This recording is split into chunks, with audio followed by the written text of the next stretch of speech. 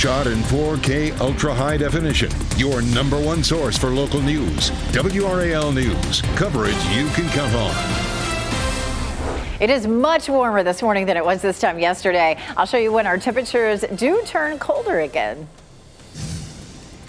And crowds will fill the streets of downtown Raleigh today to celebrate St. Patrick's Day. Coming up, the additional security measures police are putting in place to keep everyone safe over the holiday weekend. And check your NCAA tournament brackets. There's already been several big upsets so far this year. Talk about March Madness.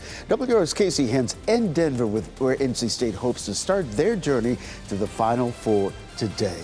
A pleasant good morning to you. It's 4:30 here at WRAL. Thanks for joining us. I'm Ken Smith in for Jeff Hogan. And I'm Renee Chu. Great to have you with us on this Friday with our, you got a little green there. Green That's right. Going. We got the memo. Elizabeth Gardner also got the memo too. St. Patrick's Day. Yes, and the graphics did too. Coming up, we're going to see some green on the graphics as we see rain that starts to roll in later on this afternoon. But it is a nice dry start to the morning. Very pleasant, a little bit breezy. We have a southwest wind at 10 miles per hour. Our temperature is 52, a far cry from what we've seen the last several mornings where our temperatures have been right around freezing or even in the 20s. This morning, heading out the door, 50 in Southern Pines and Fayetteville, 47 in Goldsboro and Rocky Mount, 50 in Roxborough, 51 in South Hill. We may see temperatures drop just a little bit more than this, but generally it's going to feel a lot more pleasant than it did the last several mornings. Our 24-hour temperature change is huge, anywhere from 15 to almost 25 degrees warmer than it was this time yesterday. But let's check Futurecast. We do have mostly clear skies right now. We'll see more cloud cover that starts to build as we get through the day today. Futurecast showing just a quick little sprinkle that could roll through this morning, and that's even earlier than what we were seeing yesterday. Once we get toward lunchtime, we're going to end up with the potential for some isolated showers that roll through. You can see that right there at lunchtime, and then some more scattered rain on through the afternoon. I had high hopes earlier in the week that it was going to be a fairly dry day today, and every consecutive run of the model that comes in looks wetter and wetter. We'll see some steady rain overnight tonight, and then that moves out fairly early tomorrow. I'll show you how quickly that moves out of here coming up. It is going to be a warm day today. Temperatures at lunchtime 63. We'll see a high near 70 degrees, but we are looking at that chance of scattered showers on and off through the day. We'll take another look at that on Futurecast coming up. Elizabeth, thanks. It is St. Patrick's Day, a holiday known for rowdy crowds. Police say they are stepping up patrols on the streets and highways to keep everyone safe through the holiday weekend. WRAL's Nia Harden is live in downtown Raleigh this morning to tell us what people can expect after an unruly celebration last year. Nia. Yeah, Renee, we expect to see a lot of people here in Glenwood South area. And, you know, for a lot of people, they're coming out here for the bars, for the restaurants, that nightlife type of feeling to celebrate St. Patrick's Day. Meanwhile, as you said, Raleigh police, they are going to be around the city with increased patrols. Now, the latest crime report shows Glenwood South, known for its bars and restaurants, has had several complaints and crimes reported. The number of reported incidents went up 16%. 206 guns were seized over a 2-year period, and several reports of illegal firearms and drug violations. Now, police have continued to work on cracking down on the crime that is happening in this area, trying to stop it from even getting into this particular area. And this weekend, of course, they plan to be out in this city in full force. Nia Harden, WRAL News in Raleigh. A 17-year-old who was hit while getting off a school bus is off a ventilator this morning. The family of 17-year-old Tillman Mitchell says he has a long road to recovery, though they are grateful for his progress. Mitchell is a student at the Hallowasaponi School in Halifax County. He was hit by a Tesla being driven by 51-year-old Howard Yee. Mitchell was airlifted to Wake Med in Raleigh with internal bleeding and a broken back. Yee is facing charges of reckless driving and passing a stopped school bus. We're watching for Wall Street's next move this morning after another bank is saved from the brink of collapse. Investors are watching to see how the market responds after 11 of the country's largest banks came together to put $30 billion into San Francisco's First Republic Bank. The bank was about to fail before receiving that infusion of cash. The goal is to ease lingering concerns about a potential financial crisis following the collapse of 2 other regional banks last week. Many mid-sized banks are seeing their shares plummet in response. Breaking overnight, we're getting a clearer picture of how the COVID-19 pandemic started. Just before midnight, a team of international virus experts announced the discovery of genetic data from a market in Wuhan, China. That data links the coronavirus with raccoon dogs for sale there. This adds evidence to the case the pandemic might have been the result of an infected animal sold through the illegal wildlife trade. But the data is not conclusive, and there remains debate about whether the virus came from animals or was leaked from a lab. Durham school leaders are trying to find ways to keep guns off school campuses. 2 students are facing charges this morning after bringing guns to 2 different schools yesterday. Both arrests came after anonymous tips to Durham Public Schools text-to-tip line. The school resource officer at Lowe's Grove Middle School got a tip about an armed robbery of a student happening on campus. The suspect is a 14-year-old student who had a gun with an extended magazine. In a separate incident, SROs at Hillside High School got a tip about a student planning to bring a gun on campus. They searched his vehicle and found a handgun inside. School Board Chair Bettina Umstead says this is a serious problem. And alarmed and saddened by what is happening right now in our schools and also in schools across the state. I think the level of young people that have access to weapons or figuring out how to bring those weapons to campus is just really alarming to me. At Hillside High School, 18-year-old Zadie Wilson was charged with possession of a stolen firearm, possession of a stolen firearm on educational property, and carrying a concealed firearm. He posted a $5,000 bond and has been released. The name of the 14-year-old at Lowe's Grove Middle School will not be released because of his age. 2 suspects are in custody this morning after a 2-county chase. WRAL Sky 5 over that scene as the chase ended yesterday in Harnett County. The driver crashed into a law enforcement SUV on Highway 421. Orin police say the chase started after a traffic stop in 4 Oaks just off I-95. An airsoft gun and a machete were found inside that vehicle. An Orin police officer has been released from the hospital after suffering a medical emergency. Both the driver and passenger are charged with possession of meth. Whoa! Come on, today on the Whoa! New video out of Texas this morning after severe storms hit that area yesterday. This video was taken by a man stuck at a laundromat during the storm, and you could hear how hard the rain was coming down.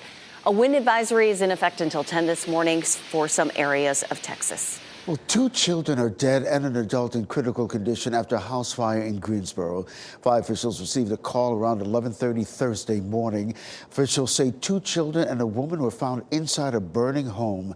Emergency responders treated the victims immediately and confirmed that both children died. Investigators are still working to figure out what started that fire. Your NCAA tournament bracket probably doesn't look very good this morning. Several big upsets have already happened in March Madness, and NC State will be looking to pull off another one today. WRAL's Casey Hintz is in Denver to tell us which players you should keep your eyes on during the game.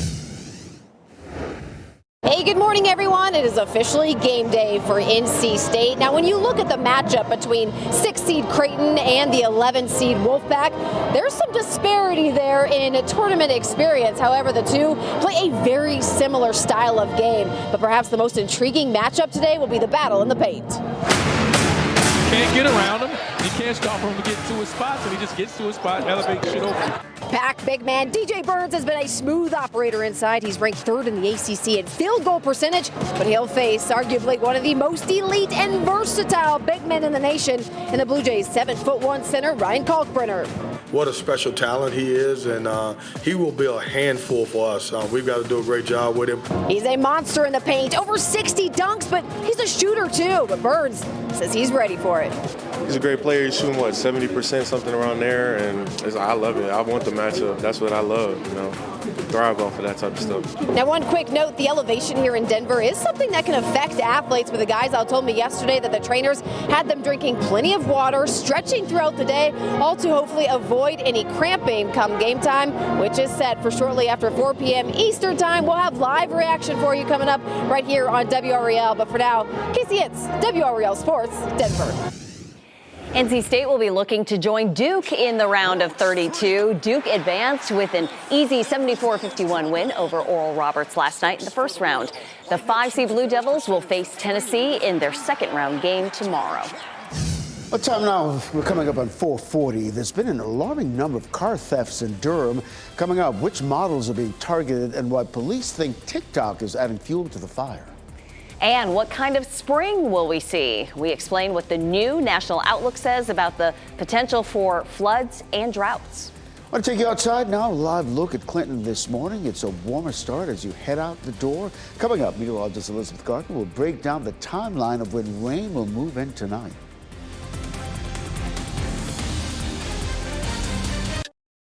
From the WRAL Severe Weather Center, North Carolina's most experienced team of meteorologists.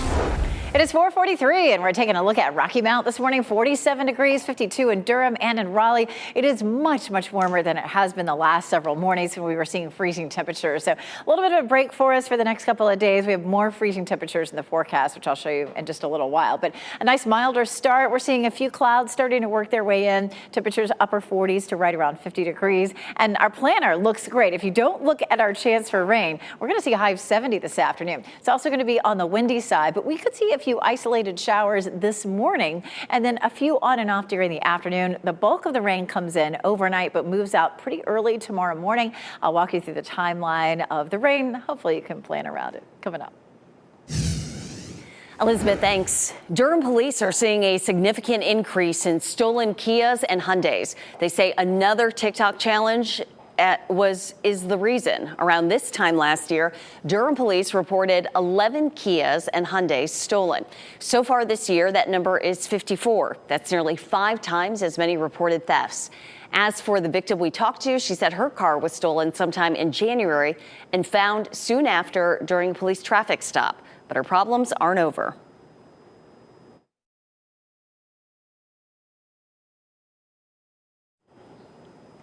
Durham police say thieves are using tools such as screwdrivers and a USB cable to pull off these thefts. Criminals exploit a vulnerability in the vehicles. At least 2 dealerships are offering software upgrades to stop this: Sport Durst Hyundai and University Kia of Durham. AT&T says one of its vendors experienced a data breach exposing details of 9 million wireless accounts. 500 Side checked on this after a viewer emailed us concerned about his personal information. AT&T says the breach exposed information like phone lines on a plan and how much people were paying. The company says the data was several years old and did not include credit card information, social security numbers, or other sensitive information. Poland's president says they will be the first NATO country to give Ukraine fighter jets. He expects to have 4 warplanes in the next few days. The rest would come later on. In all, Poland could send between 11 to 19 jets to Ukraine. Poland was also the first NATO nation to send Leopard tanks to Ukraine. A North Carolina Central student took her concerns about equity in healthcare to the United Nations headquarters in New York City. Talia Chavis is a public health education major. The junior was invited to the UN as part of the Women NC Scholars Program. Chavis joined other students who spoke at the 67th Commission on the Status of Women. She believes more Black women are needed in leadership in the healthcare system. Chavis says losing her loved one compelled her to act. I lost my grandmother about 5 years ago, and there were a lot of things that I saw about her care that didn't seem right to me. So ever since then, I've really wanted to just change the healthcare system and just make it better for everyone. Chavis was one of the first students from North Carolina Central to have this platform and the only person from a historically Black college or university. Well, spring cleanup is happening in Garner. The town's special yard waste and trash pickup routes get started Monday morning. Yard waste does not need to be bagged or bundled, and the usual size specifications for trash pickup don't apply. That means you can put out furniture, mattresses, and other bulky items. You can check out the schedule and the list of things you cannot put out on the Town of Garner's website. The FAA wants to increase the capacity of cockpit voice recorders. The proposal comes after recent near collisions. Right now, the recorders only save the most recent 2 hours of sound in the cockpit. The National Transportation Safety Board is investigating recent runway incidents at airports across the country, but it says because of the 2-hour limit, cockpit recordings are not available in all of them. Well, all that flood damage California has been experiencing could extend into the spring. Forecasters of the NOAA released their spring outlook yesterday. They say major flooding could continue through the spring in California from storms and melting snow. The forecast also shows the flood risk is also high along the Mississippi River from Minneapolis to St. Louis. Texas, Oklahoma, New Mexico could be in for extreme drought as well. As for us, we could see higher than normal temperatures through the spring. It is 4:48, and we're already seeing a lot of green on the radar there as we're tracking storms that will be making our way, Elizabeth, to us. Yeah, so we do have a cold front that's crossing the Mississippi Valley right now. A lot of thunderstorms with this down into the deep south. We're going to end up with rain showers, and you can start to see some of the showers moving into the mountains already. And we'll see those showers on and off this morning through the afternoon. It's a little bit different forecast than we were talking about at least 24 hours ago. 24 hours ago, it looked like maybe an isolated shower during the afternoon. And the system just keeps moving faster and faster. So take a look at Futurecast. We kick things off right now. At 6 a.m., there may be a quick shower that rolls across the area. It's not likely to be enough to cause any real problems through the morning commute, but if your kids are standing out at the bus stop, they may be happy to have a raincoat or an umbrella. Notice it's not covering the entire area, but again, you don't want folks to be caught out there without a way to stay dry. Closer to lunchtime, we have a bigger wave of rain that moves through. If you have plans to be out at lunchtime to a meeting, running errands, that sort of thing. A lot of us, especially from the Triangle area northward, will likely see some showers. That'll continue through 3 or 4 o'clock. And then once we get through tonight, we'll have an even better chance for rain. We have a line, not of thunderstorms necessarily, but just a heavier band of rain that starts to move through between 8 and 9 o'clock. That continues through midnight. So we're looking at some significant rain out of this system. At 6 o'clock, we're still seeing some lingering showers, but by 8 o'clock, this is mostly out of the viewing area. We should see a little bit of sunshine trying to break out during the afternoon tomorrow. Right now, we're looking at temperatures much warmer than yesterday, 52 degrees. We're running about 20 degrees warmer than yesterday in some places, even more in others. And we're going to warm things up by lunchtime to around 60 degrees. Not only is it going to be a little wet during the afternoon and warm, it's also going to be windy. This afternoon, we'll see winds gusting 30 to 35 miles per hour. That's pretty windy, so I think you'll notice that during the afternoon. Heading out the door right now, temperatures are mainly in the low 50s. We do have some 40s around Clinton, Goldsboro, Rocky Mount. Again, those temperatures are anywhere from, say, 15 to 25 degrees warmer than yesterday. It's all thanks to our flow coming out of the south. You can see those arrows shaded in red. That's going to be with us for the morning hours, but then eventually our cold front will start to slide eastward. That rolls through overnight tonight, and behind that front, watch how the arrows begin to change direction. So now coming out of the northwest and turning blue, there's the cold air that starts to spill in for us. We'll pause it there Saturday morning at around 8 a.m. and you can see that it's definitely cooler. So we go from a high of 70 today to 58 Saturday afternoon and then 51 on Sunday. So our St. Patrick's Day forecast, warm and windy with scattered showers and then turning cooler for the weekend. Spring begins officially on Monday. Monday morning, temperatures are going to be down below freezing. We'll see that again Tuesday morning. Tuesday, we begin a warm up though. We climb into the 60s, and Thursday all the way to 71. Elizabeth, thanks. Well, an incredible discovery at a state park in Arkansas, how a man was able to spot what turned out to be, get this, a 3-carat diamond. Wow. Plus, there are some sweet deals happening for St. Patrick's Day. What you need to wear if you want to get a free donut at Krispy Kreme.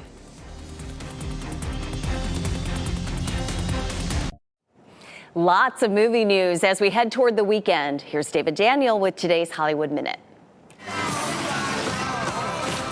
Everything Everywhere All at Once is still winning awards. At the Critics' Choice Super Awards, honoring superhero, science fiction fantasy, horror, and action movies and series, it won Best Science Fiction Fantasy Movie, and Ke Huy Quan and Michelle Yeoh took Best Actor and Actress in the category. On the TV side, The Boys was named Best Superhero Series, and Anthony Starr won both Best Actor in a Superhero Series and Best Villain in a Series. So it's a real collaboration from the beginning. Idaho's Sun Valley Film Festival is giving actor, writer, producer, and director Emilio Estevez its Pioneering Award, which honors film work that embodies the trailblazing spirit. The festival, which runs March 29th through April 2nd, will also host a special screening of his 2011 film, The Way. You're Mr. Lebowski. I'm the dude. The Big Lebowski is returning to theaters for its 25th anniversary. Fathom Events is screening the Coen Brothers cult classic on Sunday, April 16th and Thursday, April 20th. Visit fathomevents.com for locations and more info. Abiding in Hollywood, I'm David Daniel.